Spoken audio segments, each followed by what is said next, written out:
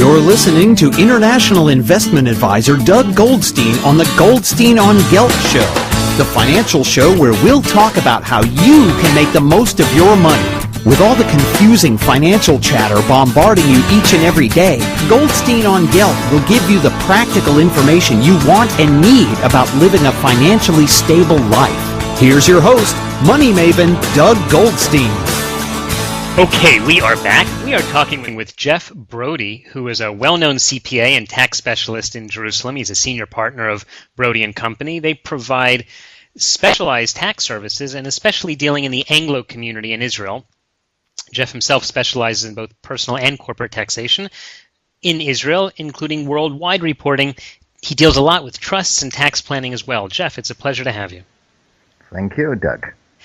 I'd like to focus today a little bit on a kind of a hot topic, especially for Anglos living in Israel, which is the whole tax amnesty issue. Before I ask you specific questions, could you just describe what tax amnesty really is all about? Sure. In fact, it's from the Greek word amnestia, which basically is also linked to the word amnesia, which really means essentially that governments and tax authorities, in this case when we talk about a tax amnesty, are interested in people, in offenders, as it were, tax offenders, being able to do penitence and sort of come back on the straight path and become regular tax-paying citizens. So that it essentially provides an opportunity for people to become kosher, as it were. Okay, so if for people who are suffered from amnesia and forgot to pay their taxes, they're given an opportunity to get back into the tax net. There's something going on now in Israel with the tax amnesty. Can you tell us about that? Right. There's a tax amnesty that was announced in November, running through to the end of June this year, which essentially provides tax offenders, and I use the word guardedly, and incidentally, it's aimed at the Israeli taxpayer generally. I think Anglos are generally regarded as having a very high tax compliance, culture, and at this time, it really covers foreign income assets from, arising in various situations, which I'll go into in a moment. But it's a very generous one in terms of what the opportunity it affords, which is really that tax offenders can come clean. They will have immunity from criminal proceedings if the application is granted. And there will also be a waiver of all penalties and interest and possibly linkage, which really essentially means that many of the tax offenders will be paying effectively less taxes than they might have had they originally reported. The idea being, of course, to bring them back into the tax network. I understand that it's certainly better for the government to get something rather than nothing, but isn't this a little bit unfair to the people who've been paying all along, that the offenders are now getting to pay even less? Tax professionals don't deal, Doug, in the realm of I suppose, of ethics and philosophy. It's probably correct, but we want to bear in mind that this, as relates to Israel, worldwide reporting is fairly recent. It's been around about 8-9 years, and I think that the idea is to enable people to come within the network and not continue to treat them as criminals. And at the same time, governments have a strong interest in finding efficient and possibly speedy ways of raising substantial amount of increasing substantially their tax collections. Okay, so let's go through a little bit of a practical exercise. Let's say a client comes into your office and he says, Jeff, listen, I heard from someone that I'm supposed to be paying tax on these assets I had overseas for all these years, and I'd like to come clean. What's the procedure?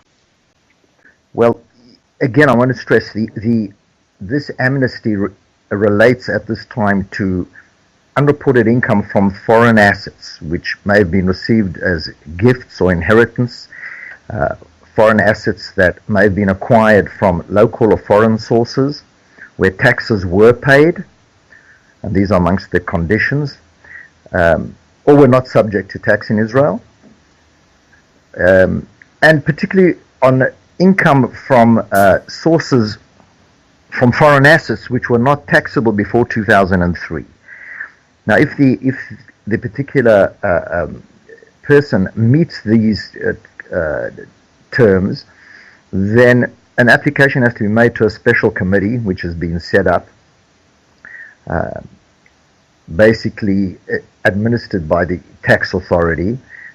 Such application would detail, the nature of the assets and income. And very important to note here that in such applications one would have to indicate the source of the funds. And one of the reasons is that if the source is from criminal activities or activities that weren't, on which taxes weren't paid, then they won't meet the requirements. After the application is made, and of course there is a need to indicate the actual amounts and how much taxes haven't been paid. If the application is thereafter granted, then essentially the matter is handed over to the local tax assessment officers, where the taxpayer will come to some final arrangement with the tax office. Okay, so it sounds like it's a multi-step process. We are talking with Jeff Broide, who's a CPA, a tax specialist in Jerusalem. He specializes in personal and corporate tax. He's actually written a great deal about tax amnesty. He's been explaining to us up till now what that really means. Jeff, let's go through another example. Let's say that you have a client who's an American Israeli, someone who lived in America, he moved to Israel, but for one reason or another, he has a Swiss bank account. Let's say, for example, he had inherited that, and he never announced that to any tax authority. There are amnesties going on in the United States at this time as well. Is he going to simply have to give all of that money to the governments? Each one's going to want to take its share as part of the amnesty? Well, Doug, I don't want to express any view about the U.S. tax implications, because that really is not my field of specialization. But on the Israeli side, the picture is not as bleak, because if the person had assets in Switzerland and now decides to apply under the amnesty and, as it were, come clean, then essentially, and it's granted, of course, subject to being granted, essentially all he or she will be paying is the nominal amount of the taxes they should have paid anyway over the years. And if it was from 2003 or if it was from a later period of time, so that we aren't talking about paying some kind of penalty that's calculated on the capital, which incidentally does exist in Israel, I believe also in the States, but certainly exists in Israel in a regular type situation where you aren't granted an amnesty and the tax authorities become aware that you have assets on which you have not declared income. Okay, Jeff, let me follow up a little bit more on that. Let's say someone doesn't want to go for the amnesty. He's afraid that if he exposes himself, then the government is going to follow him every year with audits, and maybe people in dark sunglasses and black cars will be following wherever he goes. What are his other options? I think, first of all, that may not necessarily be the case. About worrying about black cars and being followed, but there are other options, and I think one needs to evaluate each situation on its own merits. We have found situations where, in fact, taxpayers were liable to report and pay taxes for only part of the period that they had thought they were liable for, or possibly not even for the entire period. So you're saying that it just might not be so bad once they do the analysis? Right. I mean, we had a case recently with someone who had foreign pension, and it was interesting to note that if the pension's not higher than a certain amount and the taxes were paid, say, in the US, then they weren't liable to report here at all. So it certainly merits close evaluation and considering other alternatives, one should bear in mind that there's an ongoing process called voluntary disclosure in Israel, which is not this current tax amnesty, which also affords the opportunity of reporting. However, it doesn't exclude penalties and interest and so on. But I would say in broad terms there are other alternatives within the framework of the law.